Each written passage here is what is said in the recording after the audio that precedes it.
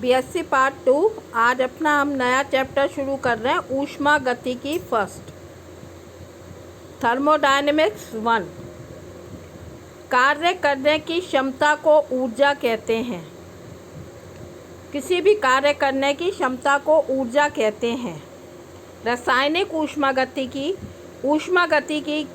की एक सीमित शाखा है जिसमें रासायनिक पदार्थों के भौतिक रूपांतरण तथा रासायनिक अभिक्रियाओं के परिणाम स्वरूप होने वाले ऊर्जा के परिवर्तन का अध्ययन होता है। ऊष्मागतिकी के मूल नियम ये 4 हैं। पहला, शून्य नियम। दो वस्तुएं तापीय साम्य में तभी रह सकती हैं जबकि उनकी उष्णता की मात्रा समान हो। अगर A का टेम्परेचर 25 है और B का 46 है और C का 30 है तो इन तीनों को जब हम जोड़ेंगे तो सबका ताप जो है वो समान हो जाएगा। दूसरा इसका जो नियम है, प्रथम नियम ये कहता है ब्रह्मांड की समस्त ऊर्जा नियत है, कंजर्वेशन ऑफ एनर्जी।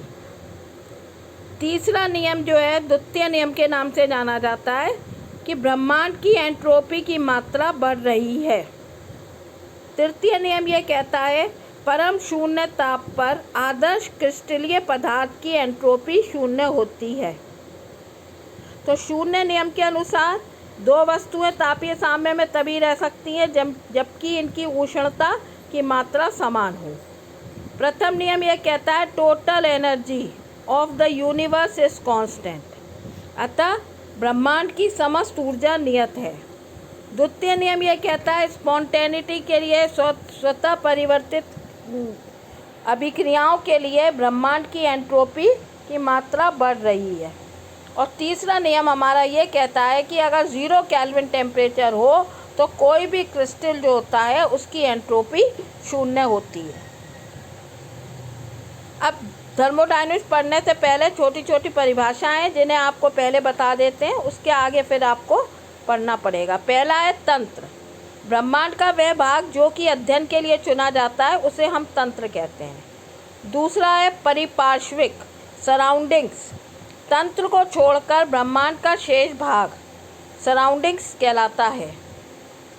तीसरा है समांगी तंत्र। किसी तंत्र के गुण उसके सब भागों में यदि एक समान हो समांगी तंत्र कहलाता है। जैसे शुद्ध ठोस, शुद्ध द्रव, विलयन, दूध और पानी, गैसों का मिश्रण, ये समांगी तंत्र कहलाते हैं। विषमांगी तंत्र। यदि किसी तंत्र में 2 या 2 से अधिक सुस्पष्ट समांगी क्षेत्र हों उसे विषमांगी तंत्र कहते हैं। जैसे तेल एवं जल, तेल और पानी 2 लेयर्स में अलग अलग दिखाई देता है। बेंजीन एंड वाटर, इसको कहते हैं विषमांगी तंत्र।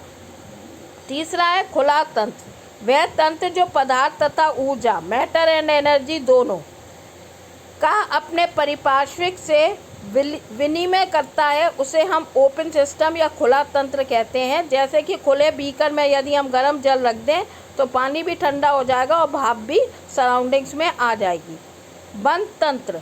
वह तंत्र जो अपने परिपार्श्विक से केवल ऊर्जा का विनिमय करता है, पदार्थ का नहीं, बंद तंत्र कहलाता है। जैसे बंद बीकर में रखा गर्म जल या किसी ढके हुए पात्र में रखा गर्म जल, तो जल तो ठंडा हो जाएगा, उसकी ऊर्जा तो बाहर आएगी परिपार्श्विक में, परंतु उसकी भाप नहीं आ पाएगी। तीसरा है विलगित तंत्र, आइसोलेटेड सिस्टम।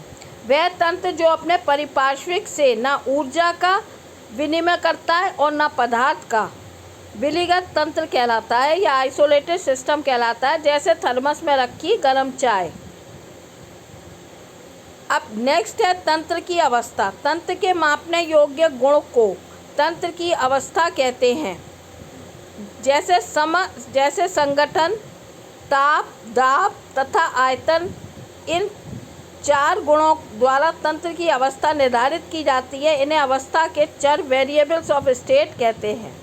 तंत्र के गुण 2 प्रकार के होते हैं। पहला होता है मात्रात्मक गुण। वह गुण जो तंत्र की में उपस्थित पदार्थ की मात्रा पर निर्भर करते हैं उन्हें हम मात्रात्मक गुण कहते हैं। द्रव्यमान, आयतन, ऊष्मा की मात्रा, आंतरिक ऊर्जा, एंट्रोपी, एंथैल्पी, ये सब मात्रात्मक गुण कहलाते हैं। विशिष्ट गुण, जैसा कि नाम है विशिष्ट, वह गुण जो तंत्र के में उपस्थित पदार्थ की मात्रा पर निर्भर नहीं करते बल्कि सांद्रता पर निर्भर करते हैं, विशिष्ट गुण कहलाते हैं। जैसे दाब, ताप, घनत्व, श्यानता, पृष्ठ तनाव आदि। ऊष्मा गति की फलन या चर या अवस्था के फलन, तंत्र के गुण जिनके मान तंत्र की अवस्था पर निर्भर करते हैं ऊष्मा गति की फलन या अवस्था के फलन या अवस्था गुण कहलाते हैं। किसी प्रक्रम में ऐसे फलनों का परिवर्तन तंत्र की प्रारंभिक तथा अंतिम अवस्था पर निर्भर करता है तथा उस पथ पर निर्भर नहीं करता जिसके द्वारा तंत्र एक अवस्था से दूसरी अवस्था में जाता है। ये हैं ताप, दाब, आयतन, आंतरिक ऊर्जा, एंथैल्पी, एंट्रोपी, मुक्त ऊर्जा। ये जो फलन है ये तंत्र की प्रारंभिक अवस्था और अंतिम अवस्था पर निर्भर करता है, बीच पर निर्भर नहीं करता। उदाहरण के लिए ऊपर के 4 फ्लोर के मकान में ऊपर जाने के लिए जो हाइट है h, वो है आपका थर्मोडायनेमिक फंक्शन, ऊष्मा गति की फलन, क्योंकि वो नीचे पे और ऊपर पे, नीचे की स्थिति और ऊपर की स्थिति पर निर्भर करती है। परंतु टाइम अगर देखा जाए इसमें, तो टाइम जो है वो अवस्था फलन नहीं कहलाएगा। उसका कारण है, अगर आप लिफ्ट से जाएंगे तो जल्दी पहुंच जाएंगे और पैदल स्टेयर से जाएंगे तो आपको ज़्यादा टाइम लगेगा। इसलिए ऐसे इसको हम अवस्था फलन नहीं कहते। अवस्था फलन हम सिर्फ उन्हीं को कहते हैं जो कि तंत्र की प्रारंभिक तथा अंतिम अवस्था पर निर्भर करते हैं। उदाहरण के लिए यहाँ पे लिखा है डेल्टा जी, तो ये G2 माइनस G1 मतलब free energy in final state minus free energy in initial state. इसी प्रकार delta H is equal to H2 minus H1। H2 मतलब enthalpy in final state, enthalpy in initial state. और कल आपको पढ़ाएंगे first law of thermodynamics. Thank you.